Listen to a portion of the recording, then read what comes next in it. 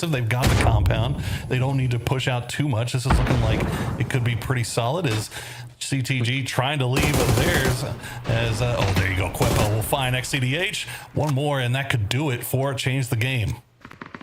Where S2G kind of had to limp into this circle. They've been kind of in the focal point for a lot of rotates. Now just having Mal up, trying to figure out how he wants to get into the circle, and it looks like it's going to be S2G that spots him, doesn't get the knock onto him. He's going to make the commitment going after the res, but are the throwables going to land close enough? I feel like they're just a bit off, going in between the trees instead. Oh, yeah, just they don't have much left, and I'm actually going to get spotted by Belmoth, so that will do it for S2G. As now JDG or not S2G, we're going to change the game. S2G still alive off in the north side, and they can just kind of sit back and watch as JDG trying to take this fight to full sense, but they are getting picked apart. Nons and Cold 119, the last two remaining up. Both teams now kind of eyes onto what's going on with Full Sense, hoping that the next circle will force them away. Unfortunately, it doesn't. Means the fact that center control is going to be hard to claim in this circle. It's going to be mostly field. Full Sense is going to have to move JDG right on top of him. This could be a big benefit for S2G, who has been just firefighting and trying to survive for so long. Now everybody else is in the southern section of the circle and are going to have to fight as they're right on top of the edge of the zone. That's a hell of a come up here in game number 2 for JDG. All the way up to second place off of 9 kills. Big performance from them, but you got to imagine they are in a lot of trouble here. Full Sense just staring daggers at them. Nons is already inside circle, but Cole 119 has to move once again. 5 kills for him, 860 damage. It's looking like a shoe-in for game 2 MVP. Unless one of these boys from Full Sense can pop off here at the end. Well, Tigger's got eyes onto JDG. Cold's already been spotted by Flash. That's where a couple of shots are coming out, but Flash can't stay there for too much longer. Circle is going to be closing in, so he at least has to move into the new safe zone. Cold's just trying to see if he can get into a position as well. Has to make the run across. Flash gets some damage, but not enough to finish him, and Cold does manage to make it into the circle, but that's going to be a Panzerfaust coming out from Tigger to get the knock on to Cold, and JDG in a lot of trouble as now Nons down to just 13 HP. Oh, the old David Panzer Faustino is Full Sense. They know exactly where Nons is. They can hit one of these. That might do it. As that Molotov will just stick away. Nons will dance around on the outside. Cold will get flushed out. S2G, meanwhile, they see all this happening. They're just going to secure themselves a little bit more of a foxhole position on that northern side. Belmoth looking over here to see if Nons takes his little dome up top. And okay, Flash gets a little bit aggressive. Tigger's going to go to Laza. Full Sense is falling apart. That timing coming out from S2G just flipped so much of this game around. It is a 1v1v2. So S2G has a lot more control in the north and is got a path to really get into the circle. Belmoth is now kind of trapped over here. He can jump down, but he has to figure out which way he wants to go on the angle of approach. One of these two squads is now going to be far more safe than they were just a couple seconds ago. JDG sitting at 10 kills is just putting up a performance right now. Full Sense's aggression may be working against them here as Nons now keeping eyes over towards S2G. That grenade will find the mark, though, and that will do it for JDG. And now Belmoth left with a decision about how to do this 1v2. S2G, it did not look like they had a shot, Matt. When they had that blind send into the middle of the circle, only 2 players managed to survive, and they survive all the way to the end for this 2v1 for the win. Sitting in 7th place right now, going up against Belmoth. And Belmoth, man, don't count him out. This man can clutch games. We know it. Other side, though, you can see that Quepa is going to be playing a bit closer to the blue zone, being a bit more control on angle. Laz is going to be the guy that's trying to creep a bit closer to the center, and this is what we're looking at. It is open and barren. Belmont's got a little bit of a ridge that he can play to get some information, but that's going to be going out of the circle very quickly. It's going to be enough to get a couple of shots out of Quepa, but doesn't get the knock. Gets him down to half HP, though, and he'll stop down, try to heal his armor up a little bit more. It looks like, no, okay, not even going to get the opportunity. The blue zone is just tickling his ankles as he's got to get up. He's got to start moving in. That smoke will give him a little bit of room to move as Belmoth still has got a grenade left. He's going to cook it up, see if he can find somebody. It's going to get close to Quepa. Doesn't get the knock, though. Just enough to make it scary. S2G Still has a player playing back behind this one in Laza to see if he can keep control over any movement coming from Belmoth. Belmoth instead just playing along the smokes, wants to play this aggressive, moves over the Dorito, has been spotted, and now it's just going to be trying to set up control angles onto him. Not a lot of cover to be had. Bouncing around, Belmoth just has to fight his way through it. He's now also closer to the blue zone than the way S2G has now configured themselves. This is all coming down to how these peaks are going to come out, and can Belmoth get a knock at the exact right time? They've got him locked down. He's got to leave the Dorito. He makes the run, and S2G will take him down. And that is a huge win for the Turkish squad. Look at that perseverance paying off. These guys had a brutal rotate, but just managed to hold it together, find the kills that they needed, and push themselves into the late game Kalaris. Yes, indeed. Laza doesn't. He was out there like a flash at the end, wasn't he? He's all business here as he comes in. We talked about it earlier on as he came in for CCNX midway through PEC, and it's looked to be working out so far. Getting the victory after what looked like Full Sense was going to be able to have a strong spot once again, Avenger, from this. But no, the S2G boys were back on the road again. And doing it as a two-man, that's insane. Like, the way they did it, obviously, sure, there was some Panzerfaust, there was some burrowing here, but the way they did it through the mid-game to the late game, to take this one home here, what a way to clutch that one. That's a salvage game for two-man that I've ever seen. And that's a depth there that everyone is afraid of. Good shit, I'm going to say here from the S2G guys and from Laza. What a way to do it. I didn't realize that, actually, because we don't really see many S2G wins. That video has them like face palming like halfway through it. Like, guys, you won the game. It's fine. Don't worry about it. But definitely, as everything boils down here, tough fields to play, right, Poro, and for S2G to kind of weather that at the top against Full Sense towards the end, it's important stuff. Oh, it was brutal. It was absolutely brutal, and the fact that you had so many teams alive up until the end just made it that much worse, because like these guys were right on top. Look at Navi, like trying to make this full send over here to capitalize off of this fight, and they just get absolutely roasted in a matter of seconds. A great game for Vitality here as well, despite going out a little bit earlier. Yeah. Good old Levante. And here comes the Panzerfaust. The substitution! I feel so bad because we saw Navi playing aggressive, they get punished. Vitality has a great play and they instantly get punished. No, I want more EU aggression, not for them to go down and go, oh, that's a bad call, we shouldn't do that again. Well, you guys have to mention as well, Full Sense through this game. They ran two guys at Nance. Well, like, what are they doing here? They ran two guys at Nance, 1v1. They gave him two 1v1s. He had cover, he had borrow, he had everything. And then they couldn't clutch it towards the end. Like, that was a huge... So sure, they already look qualified, etc. But, oh, that's a throw. Playing for first place is a hell of a drug. It makes you do some stupid stuff. It makes you do some really dumb stuff that maybe you otherwise might not. I'm also glad that in PUBG, you know, as we take a look at the overall leaderboards, that we fought through the weirdness of some car physics in the past. You know, we've seen some flying cars in the past or whatever. We fought through that to get to where we are now, because there's been some amazing flips. And actually, you know, the Panzerfaust definitely brings some of that as we watch that go down. But Full Sense is in number one with 33 points. JDG gets themselves to 26. Yeah, this is important, Poro. That's a massive game for them. Like we called it out at the time, but like they actually farmed on that south side from there. Like we never got a real opportunity to watch any of the fights that they were taking, but there was so much going on that south side, and JDG in a perfect place to capitalize. You see Cold 119 up there with 5 kills. It did tons of damage as well. Every time we kept checking with him, obviously as he had the little ghillie suit running on around, 860 damage coming here from him. But Belmoth with the 870 pipping him at the post, and Levante coming in third here, able to do a lot against Na'Vi. But let's take a look across S2G, as we've definitely had some concerns about the Matrim, but they're able to get these points on the board. Very important points to push them towards the final stage. And let's be clear, concern continues. It's great to get the round, but you can see the stats, not necessarily stellar. It is more about survival on it and making it in the later stages, as Cold continues to impress, man. I really enjoy watching this guy play.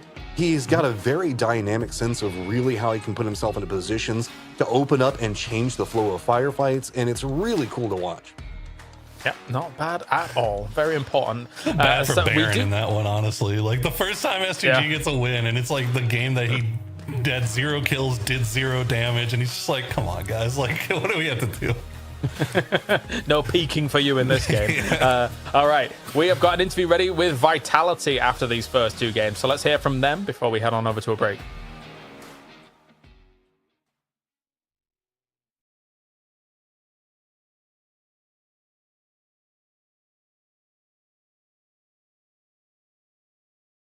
What are your thoughts? Hello, everyone. It's Bella and Vitality's Quizzy and Levante. Hi, guys. Hello. Hi. Well, Quizzy, you must be super proud of the way Levante just played, right? Well, what are your thoughts on the game? You guys secured plenty of kills. Yeah, I mean, he just dogged everyone, so I'm happy. You're happy. Well, Levante, it looks like we'll be seeing more of you later this year at PNC. What are your thoughts on that? I want to hear it. Что ты думаешь насчет того, что ты поедешь на PNC? И... Я очень рад. He's super happy. Are you happy? I'm so happy.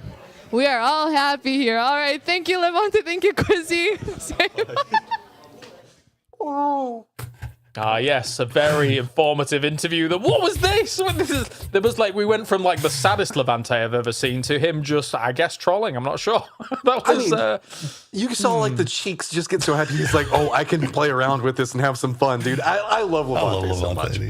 He's so cool. Yeah, he's a gamer. He's a gamer and also able to do it in the game as well. All right, gentlemen, we're going to a break. When we return, we have got 3 more games here for our survival stage. Vitality's doing all right here. An interesting interview. Let's hope we get more of that. Back soon. See, oh, and correct say is gone. Yeah, thank you. Hello, everyone. Today's game of Guess Who is going to be by Virtus Pro. Hi, guys. Hello. Hello. Good to see you guys. Well, you have to guess 7 players in a row. We'll show you pictures, and you have to get 7 in a row correct. Are you ready? Yeah. Okay, let's get going. I'll start the timer. 3, 2, 1, go. Kedrox. Luke 12. Levante. Halo. Uza. Ooh. Luca. Krakius. That was it. That was 7, right? Yeah. Wow. What would you like to say for coming in first? Nothing. Well, I don't know who will be playing this next, but do you think that they'll be able to break your record? Yeah. Really? No way. All right. Thank you. Thank you. Oh, and correct say is gone. Yeah, thank you. Say bye. Bye. Thank you.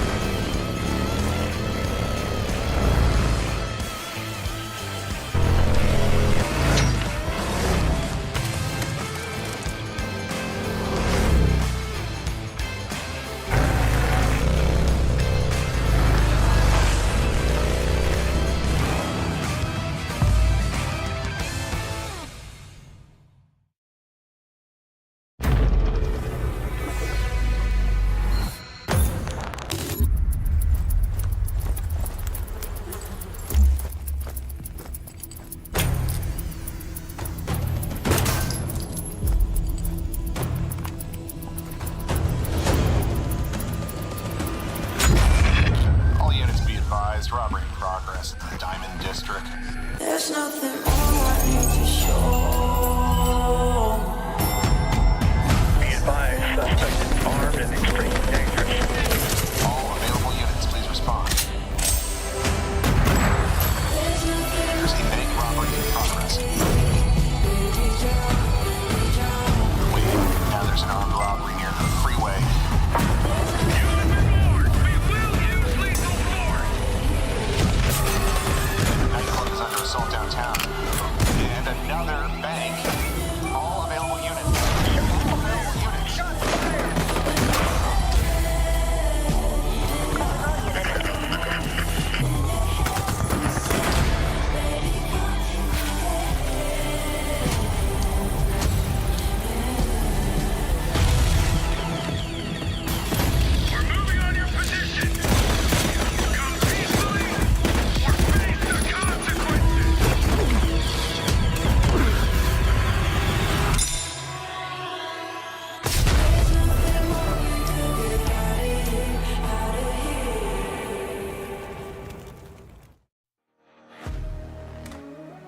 All right, just 3 more games and already quite the start here to the survival stage as we've had Full Sense looking good. S2G gets themselves the win off the back of Full Sense flubbing it towards the end of game number 2. But there's still plenty more to play for with 3 games remaining. My name's Kalaris joining me. I've got Avenger Matrim as well as Porosaurus and a small dog clawing at my legs. Porosaurus takeover. It's not me. I'm not the small dog. We all hope that Floof gets all the treats that they need. But fantastic performance there for S2G. They still got a lot of work left to do, though. Martin is they've only got 15 points. Yeah, they've got to replicate that to get into that top 8 and stay in there for sure. Yes, I'm pretty excited to see how well. Again, it's a 2-man salvage to get 15 points. I really like that. I respect that. But it was mostly off the throw of other teams such as Full Sense and JDG in my book. All right, Matrim, before we get into our next game, any thoughts? JDG keep fragging, man. I loved watching that. They played it really clean, and I want to see if they can do it again. All right, it's time for a tri-cast here as we're going to say goodbye to Poro and Matrim. We're going to have me, Avenger, and Stupid Floof here for game number 3. We're ready to go to Tego. I almost said Rondo. Ha ha ha. Almost got him. Almost wasn't ready for it. But yeah, that's how it is. It's time to Tego, James, as we like to say. And you know what? That's going to be the story of the year. A lot of Tego up on the horizon come in here, especially for PNC and for other tournaments going in here. So I really like it. I think it's a map that's very interesting. But for when it comes to land ratio and how the big river is when you are talking about the small island in the northwest here, that's going to have quite the impact. So we're going to have a lot of very fun circles. But for now, we are playing the sturdy and tried and tested settings that all of these players know, because it takes time to get used to these new ones. And you know what? It's like, if you've been used to all your live teams to play something like, 11 aside on football, etc., and then all of a sudden we're down to playing 8 people, and it's the same size field. And maybe the football is also a triangle rather than a circle. Yeah. I did wonder where you were going with that as time went on. That was, gosh, can you imagine a triangle football pitch? You get 3 teams playing at any time, then it gets really weird. That'd be crazy. Of course, we've got PUBG Nations Cup coming on up here as time goes on. Just wall-to-wall PUBG all year. And of course, PUBG Nations Cup is one of the pinnacle of tournaments as it will be June the 23rd through 28th. And we are going to have a pinnacle of a fight over in Shipyard. And once again, there's a lot of teams up here, actually. God. And look at that circle with so much water, so much Shipyard in play. And look at that mid home turf circle. We have T5, we have Crazy Raccoon, we have CTG very close to each other. I see a lot of guns, I see a lot of cars kind of coming in for this Flucky, trying to get this one away, trying to push CTG over towards the army base rather than having to share this western shipyard. Yeah, you'd expect a lot of teams, though, to angle towards the mainland, right, with a circle like this, even though there's 3 teams up there on that Northwest Island near Shipyard. So technically, maybe there'll be a few holdouts here and there between those 3 teams. And then for those South teams at the same time, emergency pickups might be on the cards here. Similar to, a Yorkshire Terrier. Oftentimes they come over to you and they're like, pick me up, put me down, pick me up, put me down. Like, what? No, dog, get out of the way, go away. Emergency pickup for Floof to get her out of here would be fantastic. What do you think? Yeah, I think a little life vest, and then she can just trottle around wherever she wants to do. Sure. Yeah, go for a swim. A fun one. She also has a big comfortable couch you can just go and chill on. Maybe put something on the TV. There should be some doggy daycare or something you can put on YouTube. You think that'd work? I think so. Keep her entertained for the next couple of hours while we cast the games. God, as we look back to how Miramar was and how S2G, again, I'll say this, them losing 2 players, Laza being 1 HP here, losing 2 players and actually salvaging this game. This looked like a 0-point game, but it turned out to be a 15.1. That's very impressive. Yeah, definitely so. Good stuff here for the boys that kind of burrowed on in. Again, this Panzerfaust might have actually just saved their bacon completely, right? Because if Vitality comes in above them and does not take casualties as quickly as that, maybe they completely dislodge S2G, and this could have been a Vitality win down the line. Yeah, for sure. Nance also being the boss that he was, and Belmont had to go throw a nade at him. Well done here by them. And Belmont tried to make the most of it with the MK and the M4, but it didn't work out in the end. Not at all, but yeah, for Schiller. Schiller really was the guy that was keeping them afloat in PGS4 and in some of the PGSs 1, 2, and 3 as well when they were trying to go for bigger results. But it seems like things have been a bit more even as some time has gone on through here. So let's see if they can continue this on. 15 points at the moment doesn't see you safe at all. I think the only safe team right now technically would be Full Sense from what we've seen from them the first 2 games. JDG, just a little bit of a sprinkling more here, Avenger. Across these 3 games should be okay as well. Yeah, it should be quite easily to get things rolling for this one here. I will say this, though, the way that this map works and kind of how the high ground is south of Shipyard is going to be very, very contested here. So I'm curious to see how that evolves. But for now, it's going to be Vitality and 4M, potentially in Kangyang having some fun here. Let's see how Shen is probably able to open this fight. And Takeout becomes more and more important as we have it more and more worked into some of these finals. So for these teams, they'd love to be able to get some even bigger results on Tago, some more mastery of Tago as well. As for 4am, sitting around, just waiting, cautious, careful. Gedrox, lurking, Panzerfaust in hand, K2 in hand. I hate the K2. That's a BRDM in the distance. Look at that. That's cool. Yeah, K2 is not my favorite gun either. Oh, no. It's not by choice. I can guarantee you that. That's for sure. Yeah. But Panzerfaust, though, that is the mantra of this team, it feels like. We've seen a lot of from them. They've been able to kind of take advantage of how strong it is right now, and maybe they want to get in and get something done onto this BRDM that Winter has. It's very easy to chase down considering only driving 59 kilometers an hour right now, and it's around that speed, and with the US and some of the other cars, you can drive double that easily. Yeah. I want to do a little Google and see a top speed of a cheetah. 110 kilometers an hour. Jeez. Yeah. Oh my god. It's about the cruising speed of a Dacia, no? Yeah. So that's one to add to the game, I think, for the players. If we could add rideable cheetahs, right, that'd be exciting. Okay, yeah. How did that strike you? I was just thinking. I don't know. I was like, yeah, okay, how is a cheetah faster than a BRDM? And they absolutely are faster than a BRDM, as you were talking about, 59 kilometers an hour. So I just had to peek. It piqued my own curiosity, which has nothing to do with the game, so I apologize profusely. Okay, I see. I was just wondering what the thought process was and how we go from the BRDM drives about this and the other cars are easily to catch them into, okay, let's put a cheetah in there. I mean, we could start with something more, realistic, like a K9 unit or something like that, but sure, we just go cheetah, the exotic way immediately, James. I like that. I like the idea of it, but I don't think it's happening. It's way too little PUBG for that. A K9 unit, so we're gonna have multiple dogs that you ride as a team. Do you want No, just send it at each other, Oh, okay. Now that we're